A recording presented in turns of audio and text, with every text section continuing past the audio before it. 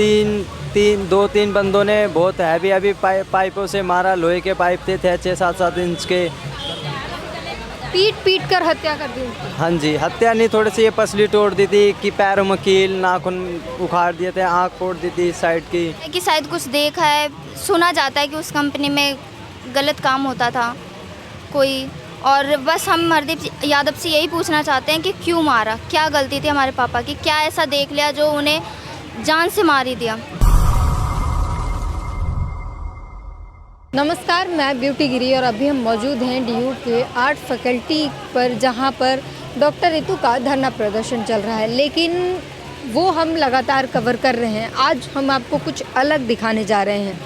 हिंदू मान्यताओं के अनुसार जब किसी के का देहांत हो जाता है तो उसे जलाकर अस्थियों में डालकर विसर्जित कर दिया जाता है। ऐसा माना जाता है कि उसके बाद ही उस इंसान को मुक्ति मिलती है। लेकिन हम यहाँ पर आपको एक तस्वीर दिखाएंगे जहाँ पर एक लड़का अपने हाथों में अस्थियाँ लिए हुए बैठा हुआ है। क्या हुआ है, आप किसकी अस्थि लेकर बैठे हैं और क्यों?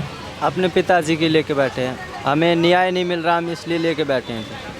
क्या हुआ है आपके पिताजी के साथ? मर्डर हुआ था कंपनी में, ये उद्योग विहार फेज 4 में 26 नंबर कंपनी में मर्डर हुआ था। हरदीप। आपका नाम क्या है? मेरा नाम वरुण सिंह। पिताजी का नाम क्या है? शेर सिंह। क्यों मर्डर किया गया है, किसने किया है, क्या पीछे इसकी कहानी है? इसके पीछे की कहानी हमें भी नहीं पता। हम भी ढाई साल हो गए हमें पता करते करते, आज तक हमें पता भी नहीं लगा। और ना ही कोई सरकार प्रशासन हमारे इतना वो कर रहा है जो कि पता लगे हमें। आपने FIR किया इसके लिए? कोई पुलिस से कंप्लेन की, कुछ किया? FIR भी करी हमने, कंप्लेंट भी करी है। और FIR तो हमारी लिख भी नहीं रहते, ज़बरदस्ती हमें लिखवाई है। और मेरी बहन थी लिखवाई थी, जिसमें उसमें इसकी 3 बार FIR फाड़ दी गई। और लेडीज़ कांस्टेबल भी नहीं थी वहाँ पे, गाली गलौज भी करी थी उसने। फिर भी मजबूरन हमने। FIR फाड़ने वाला कौन था? वो SI दलवर सिंह। उसने FIR फाड़ दी 3 बार? यस, हाँ 3 बार फाड़ दी। आप कह रहे हैं मर्डर हुआ है, किस तरीके से मर्डर किया गया, क्या कुछ हुआ था उनके साथ? कंपनी में ले जाके कम से कम 2-3 बंदों ने बहुत हैवी पाइपों से मारा। लोहे के पाइप थे 6-7 इंच के। पीट कर हत्या कर दी उनकी। हाँ जी, हत्या नहीं, थोड़ी सी ये पसली तोड़ दी थी कि पैरों में कील, नाखून उखाड़ दिए थे, आँख फोड़ दी थी साइड की, पूरी बॉडी नीली कर दी थी। आपको जब आपके पिताजी मिले, कैसे मिले, किस अवस्था में मिले, आपको कैसे पता चला कि इनकी पीट कर हत्या की गई है या जो भी?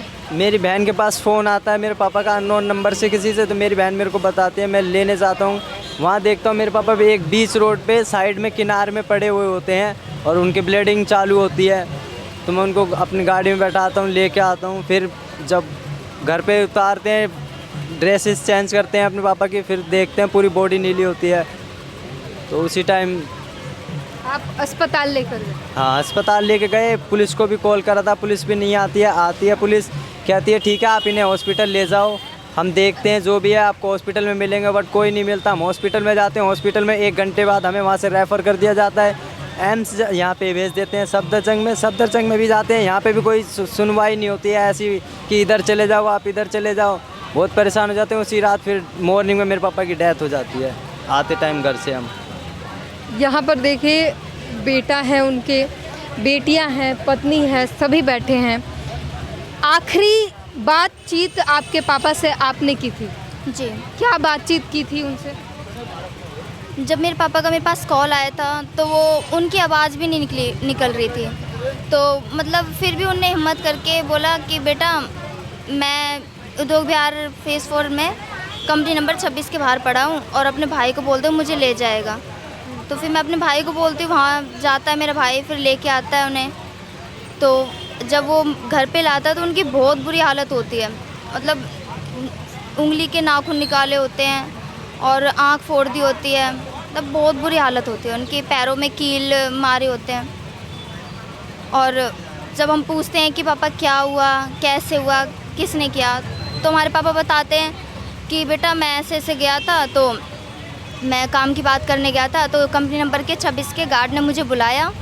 तो मैं बोलता हूँ गार्ड से कि मैं वापस आके बात करता हूँ। तो जब पापा वापस आते हैं तो कहते हैं, मैं वहाँ खड़ा होता हूँ। फिर वहाँ से 2 लोग निकल के आते हैं कंपनी में से, उन्हें खींच के अंदर ले जाकर बहुत मारते हैं। और फिर हम पूछते हैं पापा कौन थे, आप जानते हो किसी को, मतलब किसने मारा, आप नाम बताओ। तो मेरे पापा बहुत हिम्मत करके बताते हैं कि मैं 2 लोगों को नहीं जानता हूँ, और एक जो था ओनर हरदीप यादव, कंपनी का ओनर हरदीप यादव, बताते हैं कि मुझे हरदीप यादव ने मारा है और 2 अज्ञात व्यक्ति ने।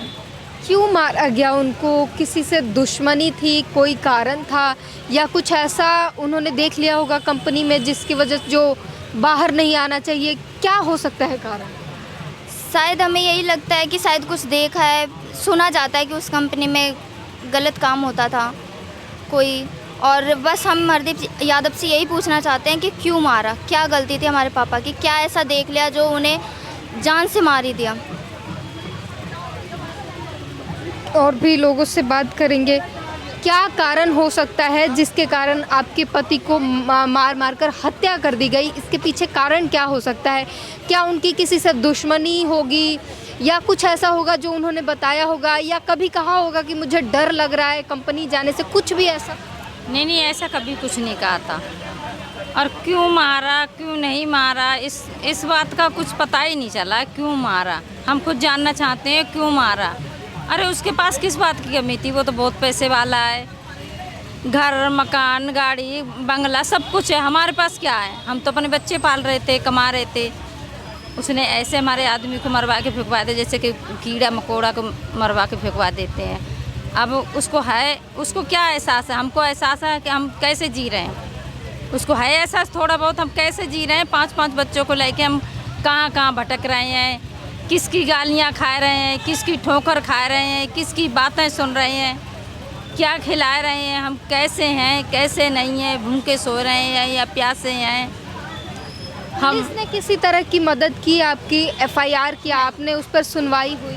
पुलिस कोई मदद नहीं कर रही, ना कोई कार्रवाई, कुछ नहीं कर रही है, क्योंकि वो करना चाहते ही नहीं है। करना चाहते तो क्या आज 2.5 साल होगी, 2.5 साल लगती। क्यों नहीं करना चाहती पुलिस? तो वो तो उनको ही पता होगा ना, इसमें कारण क्या है। शायद भाई उससे हरदीप से मिले बैठे हुए। आप अस्थियां लेकर 2.5 सालों से आपने अस्थियां लेकर न्याय की मांग कर रही हैं, विसर्जित नहीं किया है। हाँ। माना जाता है कि ऐसे पुण्य नहीं, आत्मा की शांति नहीं मिलती है, बावजूद आप इसके लेकर चल रही हैं। इतना तक किसी को दिखाई नहीं देता? नहीं, ये किसी को दिखाई नहीं दे रहा है। पुलिस प्रशासन को तो बिल्कुल दिखाई ही नहीं दे रहा है। वो तो बिल्कुल अंधी हो चुकी है। किसके साथ गलत हुआ है, किसके साथ नहीं हुआ। जिसके साथ गलत हुआ है उसी के साथ वो गलत करते हैं, और जिसने गलत करा है उसके साथ वो सही करते हैं, उसके ही साथ होते हैं वो। जब आपने पुलिस को बुलाया, जब आपको पता चली कि इनकी स्थिति खराब है, पुलिस को बुलाया, उन्होंने मदद की हॉस्पिटल ले जाने में या कुछ किया? नहीं, मदद नहीं की।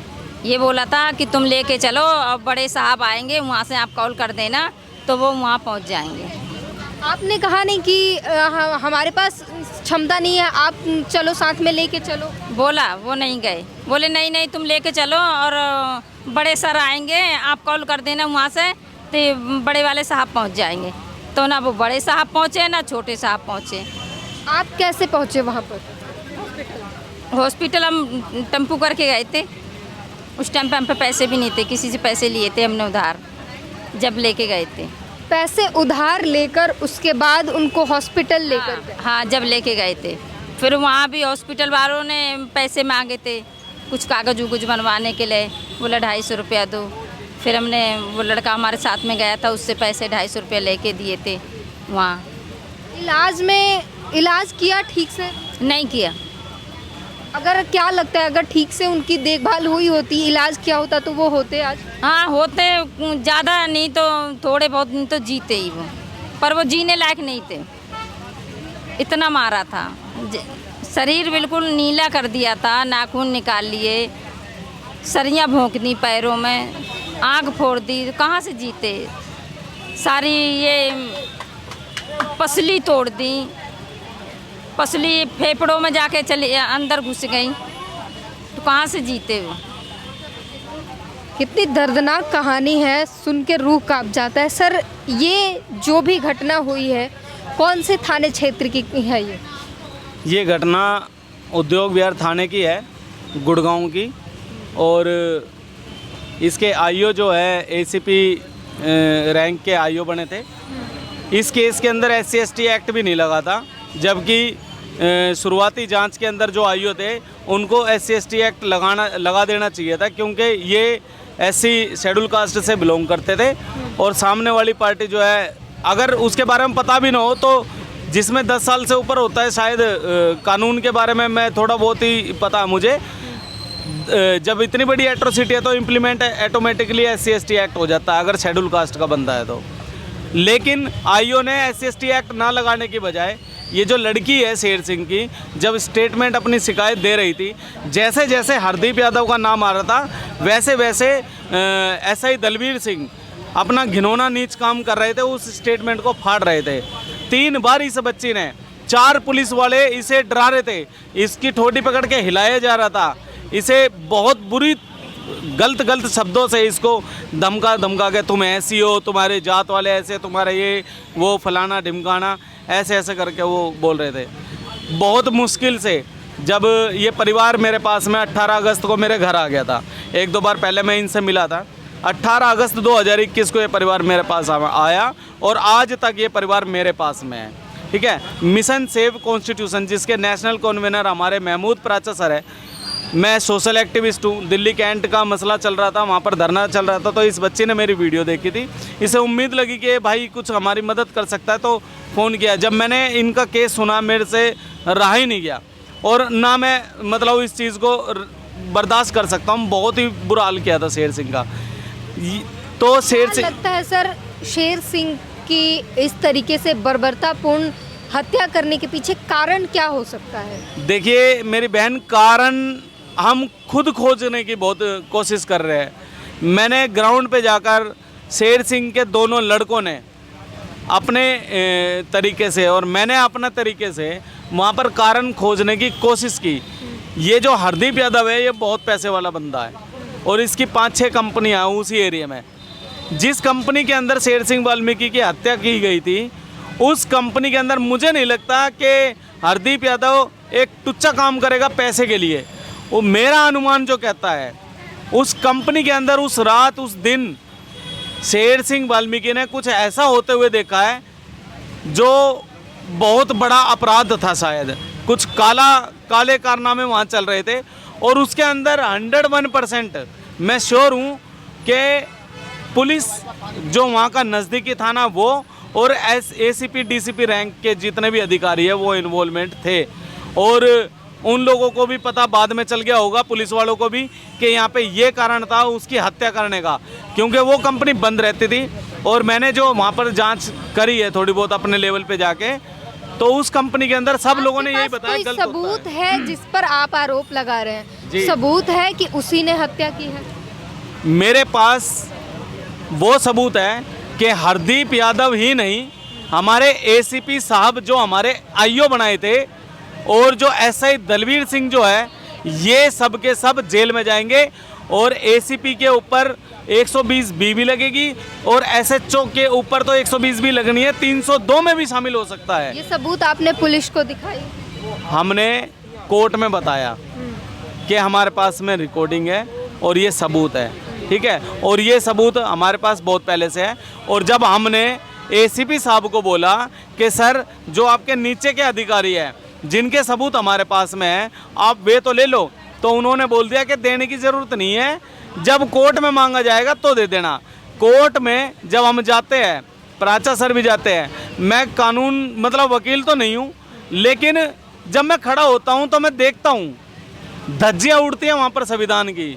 जो जज साहब है ना वो भी हमारे साथ भेदभाव कर रहे हैं। आर्ग्यूमेंट इस केस के अंदर 4-5 बार हो चुकी है, ना चार्ज लगा है। 2 आरोपी जिनको पकड़ रखा है पता नहीं कहाँ है, कौन है, कैसे है, हम नहीं जानते उनको। दूसरी बात, ऐसे ही किसी को भी आरोपी बनाकर उठा लिया, वो पुलिस मिली भगत है, पूरी चैन है। शेर सिंह वाल्मीकि के अंदर मुख्य आरोपी जो बचा हुआ है वो सिर्फ इसलिए बचा हुआ है कि अगर वो अंदर जेल में चला गया, उसने सच उगल दिया, तो ज़्यादा नहीं तो कम से कम 25 से 30 पुलिस वाले, जिसमें कि DCP ACP IPS या HPS रैंक के अधिकारी जेल में जाएंगे। मैं दावे से कहता हूँ इस बात को। और कोर्ट के अंदर है ना, SC/ST एक्ट लग गया है, हरदीप यादव का नाम उसके अंदर है, उससे जांच भी नहीं है, जांच भी नहीं हुई है। और SC/ST एक्ट लगने के बाद जब नाम आ जाता है बंदे का तो उसे जेल में डाल देना चाहिए, लेकिन अब तक उसको जेल में नहीं डाला गया है। तो हम कहाँ से मान लें कि संविधान जिंदा है? यह संविधान से देश चल रहा है। कोर्ट के अंदर हम देख रहे हैं संविधान की धज्जियां उड़ाई जा रही है। संरक्षण कौन दे रहा है? बिना संरक्षण की इतने बड़े लेवल पर ये सारा कुछ नहीं हो सकता। संरक्षण कौन दे रहा है हरदीप यादव? देखिए, हरदीप यादव को संरक्षण नहीं दिया जा रहा है। हरदीप यादव अपने आप में वो तोप है जो खड़े खड़े अधिकारियों को खरीद लेता है। आप उद्योग विहार के अंदर 6 कंपनियों का मालिक होना जानते हो? गुड़गांव का आपको पता है क्या हिसाब किताब है? एक कंपनी का हिसाब किताब कई अरबों करोड़ों रुपए की कंपनियां हैं, और 6 कंपनियां हैं, 3-4 स्टेट के अंदर उसके अरबों खरबों की प्रॉपर्टी है। तो हरदीप यादव ने कोर्ट, वकील, पुलिस सब कुछ खरीद लिया। सब कुछ खरीद लिया। अरे सबूत होने के बावजूद, SC/ST एक्ट लगने के बावजूद, बंदे का नाम इतने न्यूज़ के अंदर जाने के बाद हमने कहाँ क्या नहीं करा? हमने धरना प्रदर्शन बताओ क्या नहीं करा? हमने होम मिनिस्टर को नहीं बोला, होम मिनिस्टर के पास में हम गए, 3 बार मैं गया हूँ, मेरे पास सबूत है, रिसीविंग है। होम मिनिस्टर साहब अनिल विज जी बोलते हैं कि SIT बना दी है, SIT का S तक नहीं बना है। और जो पुलिस वाले हमारे को न्याय दिलाने के लिए IO बनाए थे, वही इनके साथ मांडवाली करवा रहे हैं। बोलते हैं इनको, हाँ ये था, बताओ इसके सामने। अरे जिस परिवार से मैं 2.5 साल से बचा रहा हूँ ना, जिस आरोपी से, हरदीप यादव से, इस परिवार को IO ACP साहब उसी से मिलवा रहे हैं इनको। वो मार देगा इनको भाई, जिनसे मैं बचा रहा हूँ। और मेरे ऊपर खुद गोलियां चल रही है। मतलब जानते हो आप, मेरे ऊपर गोली चली, मैं अपनी FIR दर्ज कराने गया हूँ, तो SHO सेक्टर 5 थाने के यशवीर सिंह पता क्या बोलते हैं? भाग जाए यहाँ से, अपने घर चला जाए, यही तेरे लिए ठीक है। मेरे ऊपर हमला, गोली से हमला होने के बाद FIR दर्ज नहीं, मेरे को जान से मारने की धमकी दी। हरदीप यादव का गैंगस्टर एक राजेश, हमारे गुड़गांव गांव का ही है, उसके 2 भांजे हैं, धीरज और रोहित, बहुत बड़े बड़े गैंगस्टर। रोहतक से बहुत नामी गामी एक गैंग आई, 300 गैंगस्टर आए हमारे को मारने के लिए। जब मैं मेरे को जान से मारने की धमकी दी और इनको बोल रहा है कि छुट्टियां पकड़ के इनको घसीटता हुआ ले जाऊंगा, उसके ऊपर कोई कार्रवाई नहीं की। जब मैं कार्रवाई करने के लिए गया SHO यशवीर सेक्टर 5 थाने में, तो 100 लोगों ने मेरे ऊपर हमला किया है थाने के अंदर। SHO साहब यूं देख रहे थे, कहाँ तक जाए हम। अब लास्ट में हमें सिर्फ एक ही जगह जाना है। यहाँ हम इसलिए आए कि मिशन सेव कॉन्स्टिट्यूशन, जो महमूद प्राचा सर जिसके नेशनल कन्वीनर है, और उसका मैं भी एक पार्ट हूँ। डॉक्टर रितु मैम की लड़ाई, आप उनसे पता है ना डॉक्टर रितु के लिए क्या हुआ? अगर मिशन सेव कॉन्स्टिट्यूशन नहीं होता ना, तो डॉक्टर रितु मैम की लड़ाई कोई नहीं लड़ रहा होता। आज महमूद प्राचा सर और मिशन सेव कॉन्स्टिट्यूशन उनकी लड़ाई लड़ रहे हैं, और हम भी इस प्राचा सर के लिए यहाँ पर आए हैं कि इनको न्याय दिलाएंगे। नहीं तो राष्ट्रपति महोदय से चिट्ठी लिखने वाले हैं कि हमारे को आत्महत्या करने के लिए अनुमति दे दीजिए। हम थक चुके हैं, पक चुके हैं, बहुत बर्दाश्त कर लिया, अब बर्दाश्त नहीं होता। बहुत ज़्यादा मेंटली हरासमेंट हो चुके हैं। अब हमारे पास इसके अलावा कोई विकल्प भी नहीं है। कितनी दुख की बात है। न्याय की मांग कर रहे हैं, न्याय की गुहार लगाते लगाते थक चुके हैं। जो पुलिस वाले न्याय व्यवस्था को कायम करने के लिए वो काम करते हैं, वही हैवान बने पड़े हैं, वही आरोपी को संरक्षण दे रहे हैं। कोर्ट हो या वकील हो, सब अमीरों की जेब में चला गया है। जाति सूचक शब्द कहे जाते हैं, जाति देखकर किसी के साथ भी कुछ भी किया जाता है और कोई सुनवाई करने वाला नहीं है। अब ये परिवार इस लेवल तक थक गया है कि 2.5 साल से अस्थियां विसर्जित हाथ में लेकर घूम रहा है, विसर्जित नहीं कर रहा और न्याय की गुहार लगा रहा है। और अब थक कर बोल रहा है कि महामहिम से गुहार लगा रहे हैं कि आत्महत्या की इजाज़त दे दो। कितनी दुख की बात है, कितनी शर्म की बात है उन लोगों के लिए जो न्याय दिलाने की बड़े बड़े दावे करते हैं। पूरी बातचीत पर अपनी प्रतिक्रिया ज़रूर दीजिए। कैमरामैन तौहीद के साथ ब्यूटी गिरी, धन्यवाद।